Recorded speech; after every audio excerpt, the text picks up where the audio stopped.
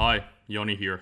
Is Russia committing genocide in Ukraine? That will be the topic of today's video. To answer that question, we will look at the definition of genocide and we will also look at the facts on the ground in Ukraine and Russia. Let's cut the chase. Russia's invasion of Ukraine is a clear case of genocide. And I hope that this video will help you understand why. And if you disagree and have counter-agreements, I'm more than happy to read about them in the comments. Let's get to it. This is a bit of a controversial topic, and it really shouldn't be. If looking at this in a calm and rational way, we can say that Russia's war in Ukraine is a clear case of genocide. And if someone disagrees, that person usually doesn't know the definition of a genocide, or doesn't know the facts on the ground in Ukraine, or has just decided that it's not a genocide for ideological reasons. Let's look at the definition, because too few understand it. Too many think that it's about the number of deaths, and it's not. People also often mix up war crimes and genocide. You can have a genocide with very few deaths, and you can also in theory have a situation where you have millions of deaths and no genocide. The 1948 Genocide Convention defines genocide in the following way: acts meant to destroy in whole or part a national group. It can be done by killing, through serious harm, destructive conditions, preventing births, and or transferring children. Russia's actions in Ukraine fit that definition perfectly and in many ways. Let's roll back to 2022.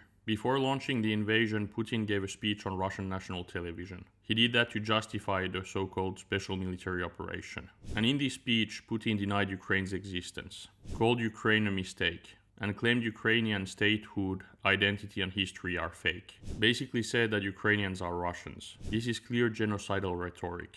And after that speech was over, he acted on it as well. He did so by launching the full-scale invasion. This wasn't just rhetoric, it was an incitement to erase a nation. And as we saw during the months and years that followed, Putin tends to act on his genocidal rhetoric. Since then, thousands of Ukrainian children have been kidnapped and transferred to Russia. Many of them have also been sent to re-education camps. Some have been adopted by Russian families. Their identities have been erased. And we have even seen cases of teens that were abducted 3 years ago and that are now serving in Russia's armed forces against Ukraine. This clearly matches the Genocide Convention's clause on the transfer of children. And that also explains why Putin is wanted by the ICC.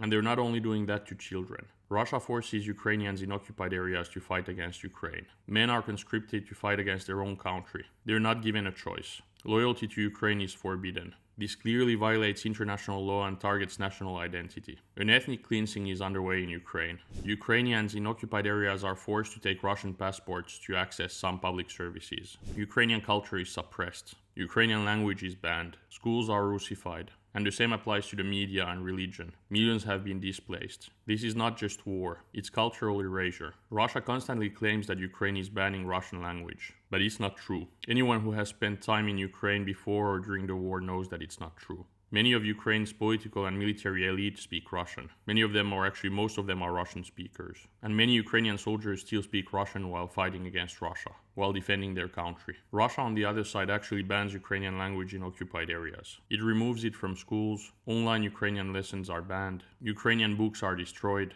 language is identity. Erasing it is a genocidal act. Russia fights to erase Ukraine, militarily, culturally, and demographically. Russia's actions in Ukraine clearly fit the definition of genocide and in multiple ways. And that also explains why Putin is wanted by the ICC. And Russian officials and Putin making this case much easier for us, because they keep using genocidal rhetoric to justify their war. And if you disagree, I'd love to hear your counterpoints. But again, first look at the definition, and also look at the facts on the ground. Listen to what Putin and Russian officials say. What do you think about this? Do some of you still think that it's not a genocide? Why do you think that so few believe that it's a genocide when it's such a clear case? Write your thoughts in the comments. I try to read all of them and to answer as many as I can. That was it for today's video. I hope that you liked it. If you did, please like and subscribe and see you in the next video. Thank you.